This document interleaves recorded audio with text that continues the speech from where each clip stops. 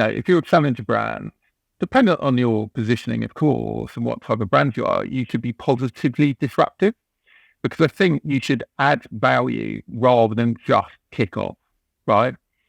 And I think if you can be positively disruptive, I think it helps tell your narrative. So I remember years ago, there was a guy in a focus group who said, all the classic stuff about, I don't like advertising and da da da da da da. And he said, I just wish that if brands are going to take 1 minute out of my day, I'd rather you tell me what you do well and tell me what other people do badly, right? And I think in many ways that stuck. And I think that positive disruption helps achieve that, right?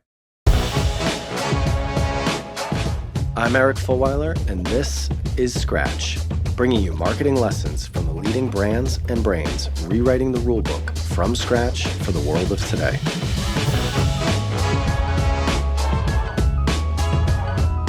Hey everyone, fascinating conversation today with Tom Rainsford. He is the marketing director of Beavertown Brewery. If you live in the UK, I'm sure you know Beavertown. They're one of the leading challenger beer brands here. They were acquired by Heineken a couple years ago. They now produce 500,000 hectoliters. That is 50 million liters of beer annually. But more interestingly, from a marketing perspective, they have one of the most distinctive brands within their category, to the point that they actually have the most stolen pub glass in the UK, and we get into that a little bit. Really interesting conversation here. Tom also spent 10 years and was very early on at Giffgaff, which was a very successful challenger telco brand here in the UK as well. So we talk a lot, as you would imagine, about, how to build a successful challenger brand, how important finding and also explaining why you are trying to disrupt a category is, how you make sure, in his words, that you don't dilute your point of difference as you scale. I love his perspective on really just creativity in marketing, but his point of view that creativity is actually at its lowest point right now. So much of it is actually dumbed down and really lacking depth. And of course, we talk about how he makes sure to push against that and deliver. Pretty consistently, Beavertown is out there delivering very interesting, disruptive campaigns, some of which we will link to in the show notes. So without further ado, please enjoy my conversation with Tom Rainsford of Beavertown Brewery. Great. So I'm really excited to talk to you today. As I mentioned when I reached out to you on LinkedIn a few months ago or whatever it was, Beavertown is one of the brands that has been on our list for a while.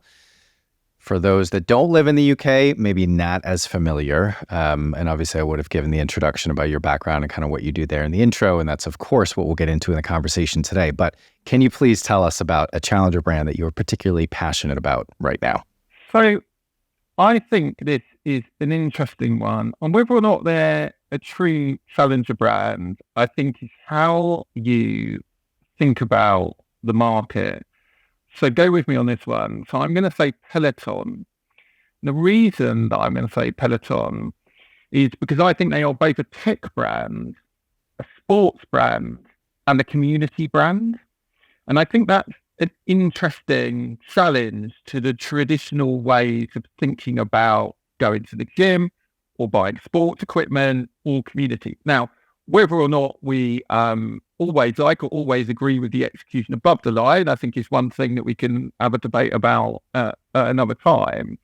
But I think the ability to be able to make the platform and its product, which is super premium, sticky, through engaging with the community or instructors that they then wanted to go and follow on Instagram, so you then build a personal relationship or somewhat personal relationship with, then extending their reach out into books and interviews and getting them on, Good Morning USA and all those kind of things, and creating mini celebrities out of them, just keeps that brand super sticky, right? And I think that's a very different way of challenging the sports market than traditional brands have actually looked at doing. So I think it's I think it's very interesting. I know it has its detractors, right? But I do think it's an interesting way to think about how you marry up tech, brands, and sports and communities. Could you maybe start with just a bit of, tell us the story of Beavertown, like the origin story, where it's gotten to today. Give us maybe like the 2 or 3 minute overview, and then we'll dig into the chapters that we've set out to guide the rest of the conversation. Yeah, great. So Beavertown Brewery is, by its very name, a brewery, and we make beer.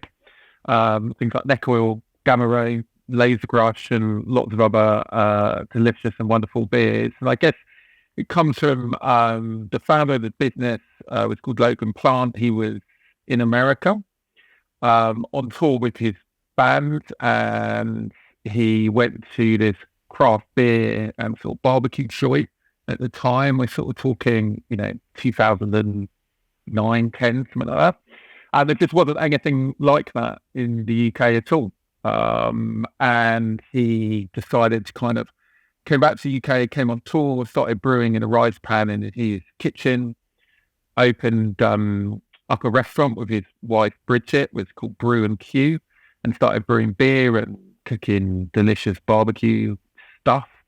And the beer took off and people just loved it. And that's where, early Beavertown beers were born out of, and they sort of thought, okay, this is really working, and sort of pushed harder into the beer than the food, and that was where Beavertown Brewery was born from, and very much like some of the other well-known British craft beer brands, it was very much a kind of zeitgeist at the time, and things like neck oil just took off, and it very much was an organic growth.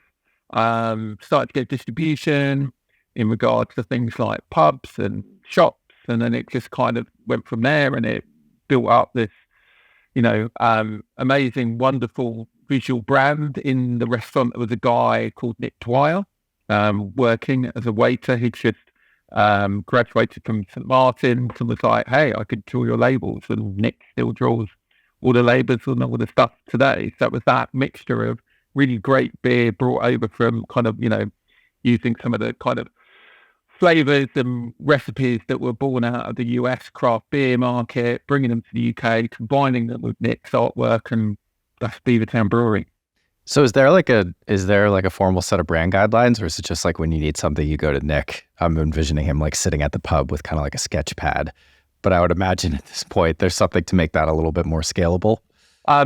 Nick refuses to do brand guidelines, much to the annoyance of quite large swathes of the marketing community internally. It's a bit of both. I mean, ultimately, I was brought in to mature the marketing approach and take it from sort of where it had got to from an organic perspective into a more mature way to further grow the brand and get to new people that we knew would like the product. And in doing that, we've, taken a slightly more structured approach in the way that we're doing marketing, but it's still very much, you've got to keep the magic, right? And the magic in part, comes from Nick and his brain. So it's super important that he continues to do that, even though we might be in lots of different channels, be that, traditional media or whatever it might be. So you have a lot of experience working in what we would call challenger brands or disruptor brands, new brands that are coming into a market that's heavily dominated by incumbents. And obviously, the reality of that beer world, although of course it's been shaken up a lot over the last 10 years, is true. But then also, as listeners would have heard in my introduction, you spent about 10 years at Giffgaff, which is a challenger telco brand here in the UK. And so in our prep call, I think one of the first things that you really gravitated towards was making sure that there is a point to the disruption that you as a brand and business are trying to drive. And I want to get to that, but I want to take a short detour just to ask you a question about your time at Giffgaff. And really, you held a bunch of different roles there over 10 years, and 10 years in a challenger brand and a startup and scale up. That's like 30 years in a normal job. But you ended up as director of brand engagement and culture. So I think director of brand, that makes sense. But then director of engagement, what did that mean for you? And culture, and how did those things all fit together? And why, to the question or to the conversation we're about to get onto of the why of disruption, what was the why behind having a role that was titled and structured that way?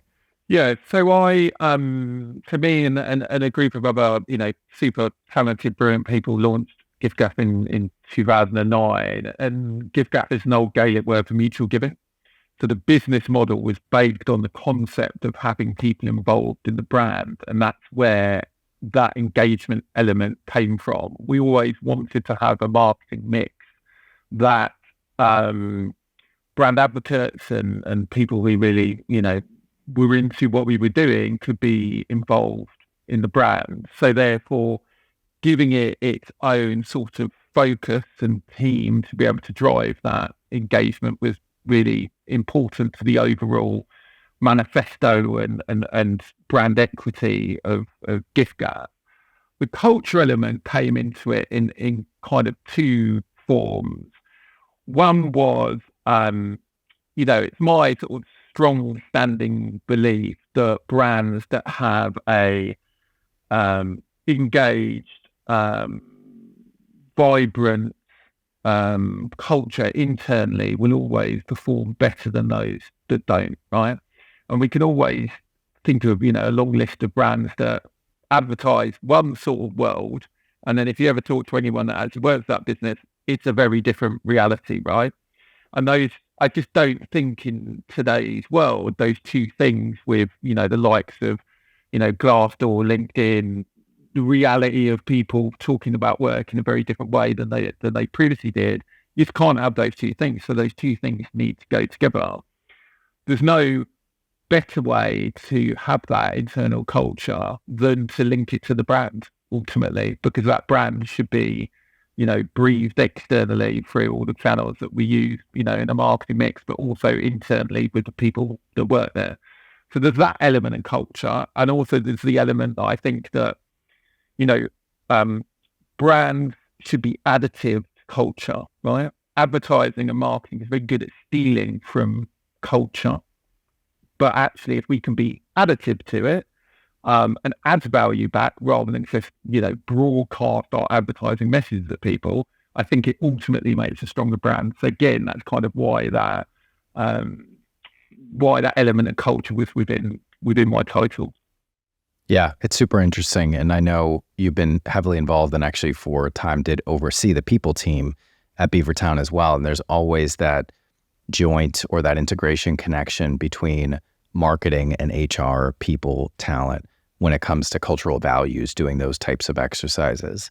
But actually, it is really interesting to think about if a brand is really going to be able to deliver on the purpose, the disruption, what it says it stands for in the industry, then the people need to display that. Certainly if you're in any type of consumer-facing business, but ultimately the output of both the product and the brand are going to come from how the people orient themselves and think about themselves and work from each other. So that connection and that consistency between the culture and the brand, I think is a really interesting thing to think about and to see reflected in org structures sometimes. So moving on to this idea of finding the point of your disruption. So, we talk about this term challenger brand all the time. And of course, with Rival, what we're trying to understand is what makes a successful challenger brand. And as, someone who's been now at the helm of two, you're certainly a good person to talk to about this. So I guess I'll just throw that out there and let you kind of unpack it. When you say you need to have a point to your disruption, what do you mean by that? And what do you think a lot of challenger brands are getting wrong on that journey? I think it's very easy to be disruptive, right? You can run into a restaurant and tip a table over people dining in there, and that is highly disruptive, but completely pointless and unconstructive to deliver your point, right? I think when brands truly identify why they exist and who their enemy is or what they're challenging, it doesn't always have to be we want to take on X brand. It could be an ideology that you want to change. If you can truly identify that, then it gives you something that's razor sharp, that as you grow as a business and it becomes more complicated and you've got more people that probably don't have that link back into the founder that wasn't there, with the sort of scruffy bits of paper on a wall. You've got something that you can continuously keep reminding people of why this business exists, right? Now, ultimately, you want people to come to a business every single day and be able to do their best. The minute that people start to lose clarity over why they're turning up and what they're doing and what they're communicating externally, then it becomes weaker as a brand. So you need to have that point. You need to have that reason, right? So if I think about the example of Giffgaff, right? It was always David versus Goliath. We're David and everyone else is a Goliath. And in the story, you outwit and outsmart, and that's how you win, right? That element of mutuality that, I touched on in regards to what Giffgaff means, that was always baked in. So we always had something to come back to. Just being in a position where you go, I think we can do, I don't know, I think we can do this fashion thing better, right? Well, okay, cool. But why? What's the point that you want people to care about? And I think if you can do that and have that, I think it ultimately makes the brand more powerful and more successful. How important do you think the role of a foil or a enemy is in creating a challenger brand? Because, obviously that's one prototype, and I think a very effective one. And just to over communicate, it's actually something I'm thinking about for Rival. I hope that we have a pretty clear story of what we stand for in terms of this idea of understanding what makes successful challenger brands. But I actually wonder if we miss out on a little bit of the, I don't know if interest is the right word, a little bit of the buzz, a little bit of the stickiness, a little bit of the appeal, because we're not necessarily against anything. We talk about kind of being against the traditional way that ad agencies are run and the traditional way that consulting firms are run, and kind of, I guess you could say, just by the nature of what we stand for and the opposite of that, unsuccessful challenger brands and what they're doing wrong. But we don't really lead with that. So, this is also for my own benefit, but I do think it'll be interesting to people listening. How important is that, and even is Beaver, I don't necessarily see Beavertown as like against, not in the sense of like, another challenger beer brand out there being aggressively against something like Giffgaff was. So maybe you could elaborate on that a little bit for us. I think there's lots of different ways that you can bring to life your point of difference, and ultimately that's kind of what the thing is here. I think there's definitely some ideologies around you should have a very clear rival and go after that rival, but ultimately when you've beaten them, what do you do now? Pick another one. My viewpoint is you should always, if you're a challenger brand, dependent on your positioning, of course, and what type of brand you are, you should be positively disruptive, because I think you should add value rather than just kick off, right? And I think if you can be positively disruptive, I think it helps tell your narrative. So I remember years ago, there was a guy in a focus group who said, all the classic stuff about, I don't like advertising and da-da-da-da-da-da. And he said, I just wish that if brands are going to take 1 minute out of my day, I'd rather you tell me what you do well than tell me what other people do badly, right? And I think in many ways that stuck. And I think that positive disruption helps achieve that, right? Because ultimately, no one wants someone to just walk in the room and start shouting and stomping and telling, why everyone else is rubbish and, it's just unconstructive, right? So you can still be a challenger, you can still have a rival or an enemy, you can still have a belief system that goes against the norm, but how you then bring that to life as a brand doesn't always have to be angry or aggressive or negative, right? And actually, I think, to the example of the research group, I think if you can be positive about it, actually it can be really beneficial for that brand. One of the things that you said in our prep call that I really liked was there's this challenge that a lot of challenger brands don't succeed at, which is keeping that point of difference as they scale. And the way that you framed it up is that a lot of these brands become diluted. And you also said, there's a lot of those brands out there that you or I would be like, yeah, they were good and cool when they were smaller, but not anymore. And of course, there is that challenge of when you start small, it's the whole crossing the chasm theory, right? You can be more relevant to less people because you can be so sharp, because you can be so differentiated. But as you scale, particularly for a mainstream brand like a telco or like a brewery, you're trying to appeal to a lot of different people in theory. And the other element of this is, of course, with Beavertown now being owned by Heineken, I know we're going to talk about that a little bit later as well. I'm sure there is a lot of pressure to kind of scale and appeal to kind of more of the mainstream beer drinker here in the UK and wherever else you're going to go with the business. So how do you defend against that? How do you make sure that you stay just as sharp, just as differentiated when you do have to scale and appeal to more people? And how do you not become diluted as a challenger brand? I think it's definitely probably the most significant challenge that challenger brands face, right? And I sort of call it like there's a couple of band analogies, but the one that I always use is like, it's a little bit like the Kings of Leon, right? Or certainly in the UK, which is everyone loved the first two albums. And then the minute that they were playing B Festival and Sex on Fire, everyone suddenly thought they were complete rubbish, right? And it's the difficult second album, really. Now, I think without sort of wanting to sort of go over what we've talked about, but I think if you're really super clear on why you exist, and that has not necessarily universal appeal, but your business position has appeal which can go beyond the hardcore group of people that are going to initially support it, then you should be able to scale it and grow it.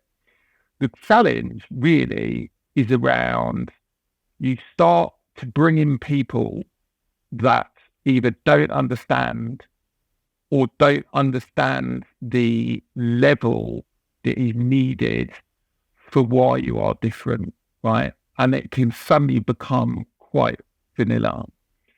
Equally, there are formats and approaches that work in media channels, right, better.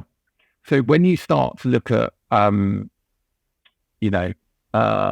effective advertising versus less effective, but arguably more on brand or more, true to your values or whatever, you start getting into a really difficult situation because it's like, you've got to prove the money's working, right? And you've got loads, potentially your budgets are bigger than when you were a smaller brand or whatever. So there's always this sort of balance between, are you doing the right thing? Are you spending the money in the right way or the more effective way to do it? And you compromise and compromise and compromise and compromise. And it's an accumulative factor that all of those compromises start to dilute the brand, right? And it is a balance, and I haven't got things perfectly right at any of the businesses that I've worked for that have, that there's had to be a compromise. But I think if you have that greater level of appeal built on a true insight or a true point of difference or something that you can hang on to when there's turbulence, right? Then I think that gives you the ability to face that challenge in a much stronger way than if you didn't have those things. So you've been at Beavertown now for a little over 4 years. And I'd just be curious to the extent that you can remember or have thought about it since then, 10 years at Giffgaff, kind of leading one of the leading challenger brands in the UK. What were some of the learnings that you took to a different category, a different product, a different brand to get started on the brand side, on the people side, on any of the approach that you kind of honed in your experience there that have now laid the foundation for what you built at Beavertown? Yeah, I think there's probably a few things. I think that, to the previous point, being very clear on what's your reason to exist and what you're trying to do and why are you there, right? I think being clear on what value you want to add to the conversation, to the market, to culture, to advertising. I think having a having a respect for the creative approach and the creative execution, right, I think is really important. And at both businesses, they've had an in-house creative model, right, which I think is, in those instances, doesn't suit all brands, but it suits those two. And I think having, ultimately super passionate people that believe in what you're trying to achieve and why are the sort of contributing factors to the successes of those brands, really. And I think, we always had a thing at Giffgaff, which was, you tried to make the people side of things as important as the numbers, right? And I think that really helps focus the mind on, you get rid of the people, you don't have a business, right? So therefore, they really do need to be focused on in the same way that, the very important numbers are. It is interesting. I mean, I totally agree. At the end of the day, one needs to be slightly more important than the other. And it's not like in every situation, right? The world of business, as in life, is gray. It's not completely black and white. But at the end of the day, I think you could probably go through every company in the world and put them either in a people-led or a numbers-led bucket. And maybe it changes over the course of their journey. But I think that's interesting. It's like, you either make a decision based on the people and for the people, or you make a decision based on the numbers. And a lot of that, and it kind of circles back to what we were talking about before, a lot of that has a big impact on the brand as well. I was just going to say, I think it's interesting. I did this big global leadership test thing, right, a few years ago. One of the questions in it was, you have to prioritize these areas into which you are led in a business, right? And it was like finance, people, marketing, sales, and operations, right? But you could only pick 4 out of 5, right? And it's actually it's an interesting exercise to do, right? It's an interesting exercise to think about, right? Because often, actually, most businesses can be a finance-led business, right? Ultimately, with sales behind that and then people behind that. So to actually get sales beyond those, number one, or even arguably at times number two, is actually not as straightforward as it may seem on face value. So I think it's a really interesting exercise to kind of ask yourself, because equally, if you've got production in there and production isn't in the top 4, then you're not making anything, right? So it's definitely an interesting one to consider. I think that's one of the things, once you get to a certain level in your career or a certain stage in business, it's not choosing between what's important and what's not important. They're all important, and yet something usually still has to give. So there's no easy answer, as much as everybody is always looking for one. So I'd love to change gears a little bit. Another quote that I jotted down from our prep call that I really liked is, you said, creativity in marketing or advertising. I can't remember exactly the word you used, but anyway, creativity is at its lowest point. And you said a lot of it is really dumbed down and lacking depth. So I'd love for you to elaborate on that and why you have that point of view. And then, of course, what you're doing to make sure that you are not contributing to that, and that you're actually, and clearly you are, in some of the activations that we've seen in the brand that you built, but how are you making sure that you are delivering creativity that is raising the bar within the industry and has depth to it? So I'm old enough to remember things like the Levi campaigns in the 90s, there's one in the UK which is called the Spaceman ad, Sony bouncing balls, Guinness surfers. To me, great advertising should punch through into what pre-COVID we would call water cooler moments. Post-COVID, I don't know what you call them. Team conversations. I don't know. Right? It should punch through, right? And my ultimate aim is to have one of those moments that does, right? I don't know if I have. Arguably, probably not against some of those, seminal piece of TV advertising. Now, the media mix is much more complicated than it ever has been. There's not, people just sitting watching endless TV. We're on our phones and social and CRM and, et cetera, et cetera, et cetera, right? So it's much more complicated. But I think that there are still people making amazing pieces of, advertising, Nothing Beats a Londoner being, obviously a seminal piece of work, that happened in recent years. But I just feel like there's fewer of them. And I think it comes down to lots of factors. I think it comes down to an economic factor, which I think then starts to impact budgets, which impacts short-term goal setting, which impacts quick wins, which impacts the approach that you might want to take creatively. And there's an awful lot of top-of-mind advertising that happens. The jingle or the brand Sonic has never been probably so used ever in the history of advertising, because we need to keep people thinking about the brands, because we're trying to make some short-term wins. Are we building brands for the next 5, 10, 15, 20 years? I don't know, because economically it's very different. People don't stay in jobs for the amount of time that they arguably used to. Stakeholders may change, new competitors may pop up. It's much more complicated than it ever has been.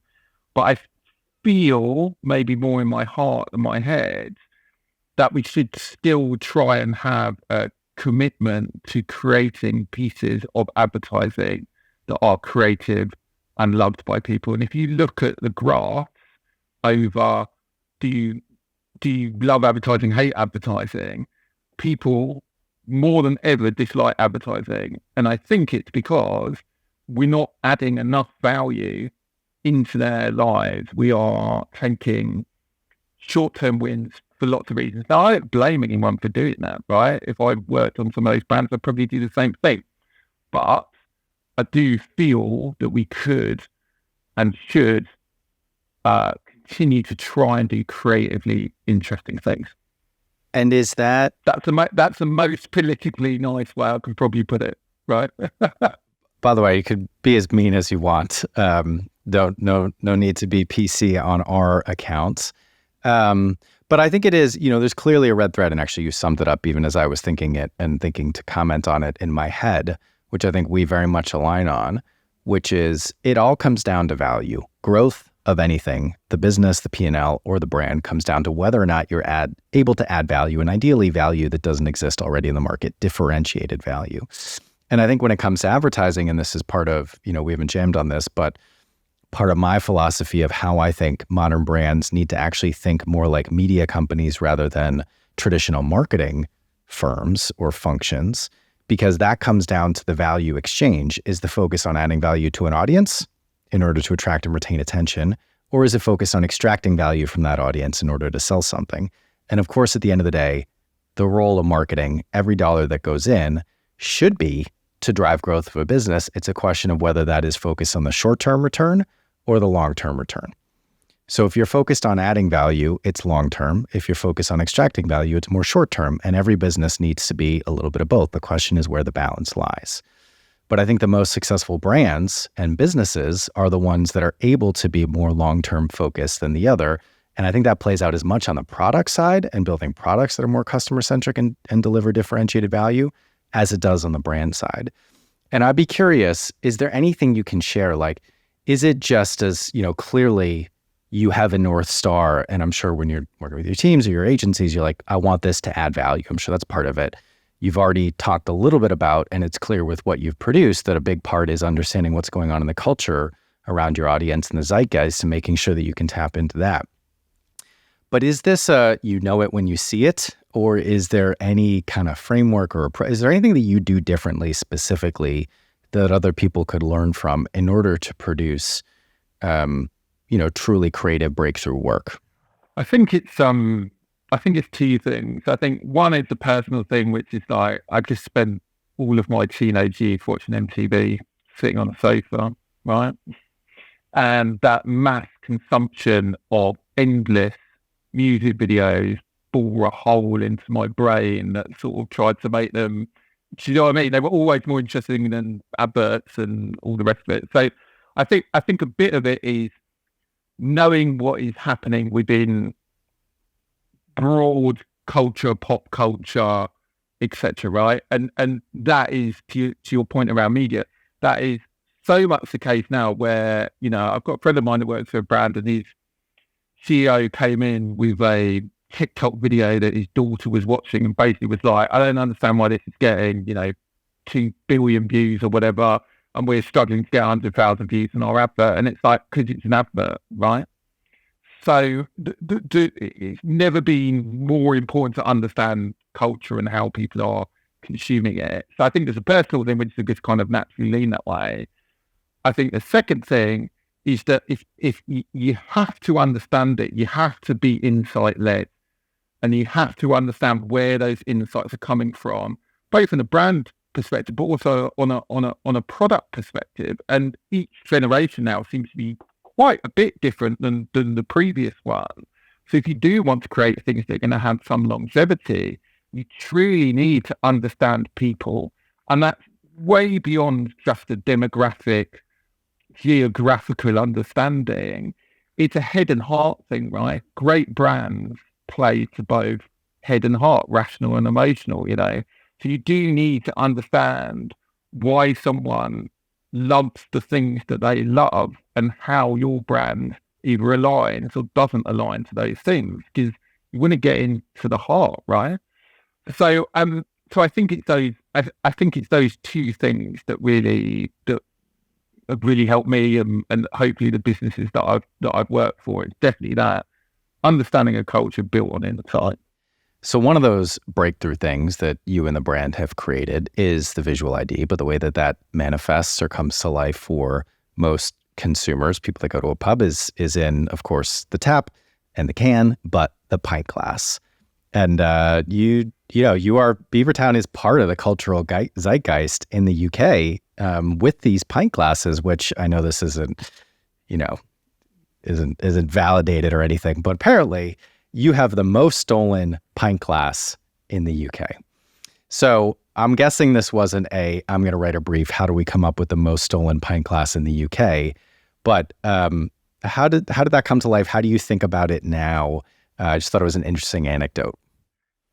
So in the world of beer, stuff that happens in your distribution points, be that, pubs or shops or whatever, as important as your media, right? Because the frequency that people are going to see it is at the point of purchase. You really want to, make an impact there.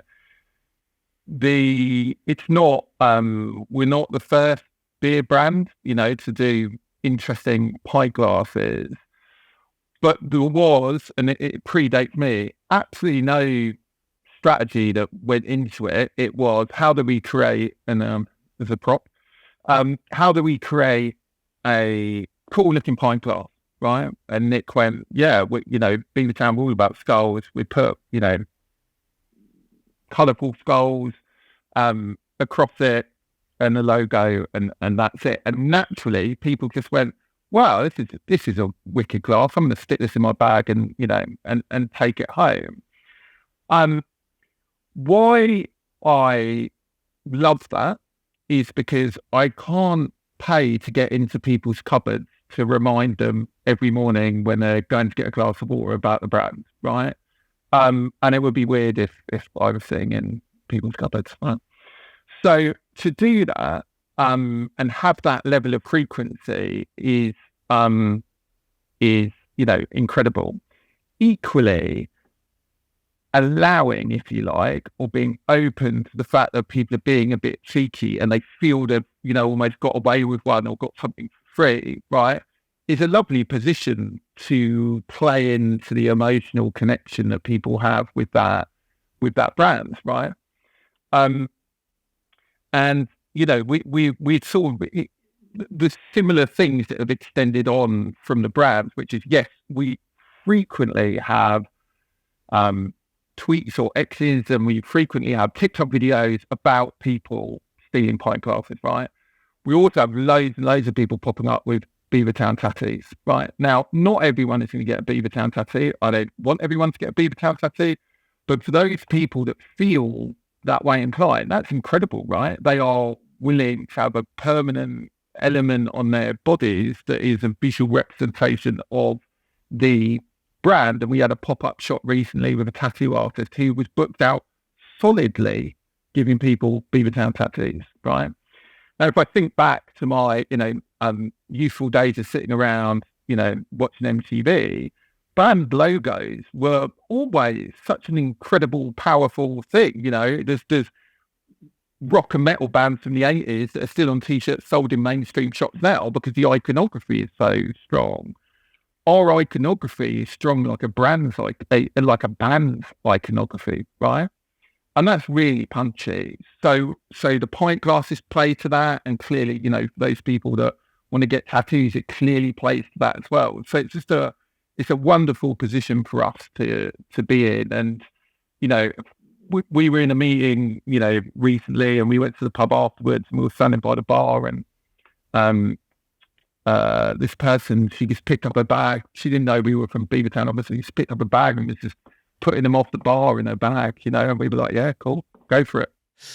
Oh man, that's amazing. My sister has one, by the way. So, all right. I think the last thing, I've got a note here that says, ask about the Halloween campaign. So I'm guessing that Viren is planning on releasing this at some point in October, but what can you tell us about the upcoming Halloween campaign?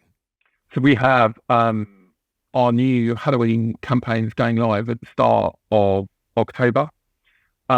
We started sort of our focus on Halloween a couple of years ago, and sort of taking it,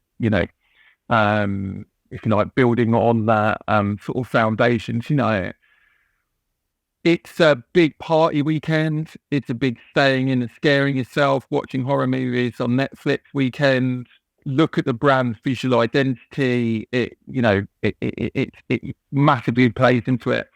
So we're going to have some great content going live across, social channels and maybe cinema. We're just debating at the moment. We're going to have a graphic novel, a physical graphic novel that you can get and read, built in our world, but with a scary Halloween-y based story. And then we'll be supporting it through an event, a big event that's going to happen in Shoreditch on the Halloween weekend. So whether or not you're staying at home, you can scare yourself watching Netflix and our content, or if you're going out, you can go out to our party in Shoreditch and, get involved and have a great time. So it's a real, it's super fun.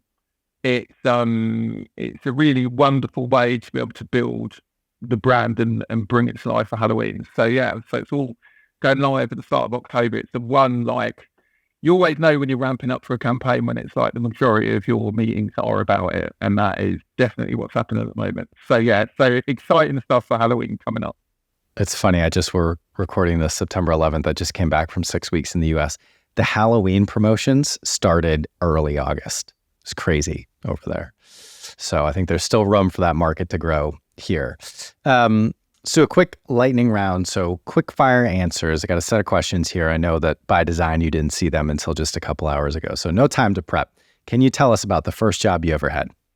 I had a paper round when I was about 11 or 12 where I lived and went round on a Friday afternoon delivering free papers to people that didn't want them and probably didn't read it. What's the best piece of career advice you've ever received? I think, start by starting. I think we can over-strategize and procrastinate too much. And sometimes it's not what you're asking for, it's when you ask for it, right? So if you want a difficult conversation about, development or pay or those things, don't do it at 4 o'clock on a Friday. You're all unlikely to get the response that you want. What's the best or worst brand campaign you've seen recently? The best is our summer campaign that we just did. The worst is there's a big bank in the UK whose above the line is quite literally the same as a cold mailman music video. It's identically shot. And I doubt the bank know, right? But they signed it off. It's so similar from a camera movement and action perspective. It's just plagiarism straight down the line. So you think the agency just did it and pushed it past them? Yeah, I do. Yeah. It's happened before, that's for sure. What is your pet peeve about the marketing industry? I think it's very easy for people to knock each other's campaigns. I think whether or not you like it or agree with it, all of them take blood, sweat and tears. And I don't think anyone anywhere is turning up to work to do a bad job. I think that it's just too easy to be like, yeah, I think that's rubbish and I would have done X, Y, Z. I just think, show a bit of love in the world, right? What's one marketing tool that you can't live without? A team, right? That is the best tool I have to access is my team. Whatever platform, whatever thing you want to do, whatever, it doesn't matter, right?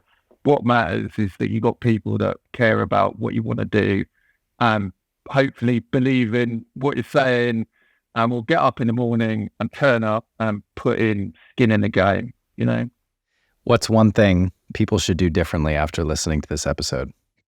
Challenge whether or not they have total clarity on what their business and brand is trying to stand for and achieve. Love that. And lastly, do you have a Beavertown tattoo? I do not have a Beavertown or any tattoos. I still, at 42, live in fear of my mum. So I think she would disown me. I've thought about it many times. I've even decided what they should be. And, I really wanted one when I was like 15 and my mum made sure that didn't happen. So I still live in fear. I think that's fair. I think if you have no tattoos and you don't have one, that's acceptable. If you had tattoos and you didn't have one, I'd have some questions. Tom, it's been a really fascinating and informative conversation. I really appreciate you making the time. Thanks so much. Thanks so much. Thank you. Scratch is a production of Rival. We are a marketing innovation consultancy that helps businesses develop strategies and capabilities to grow faster. If you want to learn more about us, check out wearerival.com. If you want to connect with me, email me at eric@wearerival.com or find me on LinkedIn. If you enjoyed today's show, please subscribe, share with anyone you think might enjoy it, and please do leave us a review. Thanks for listening and see you next week.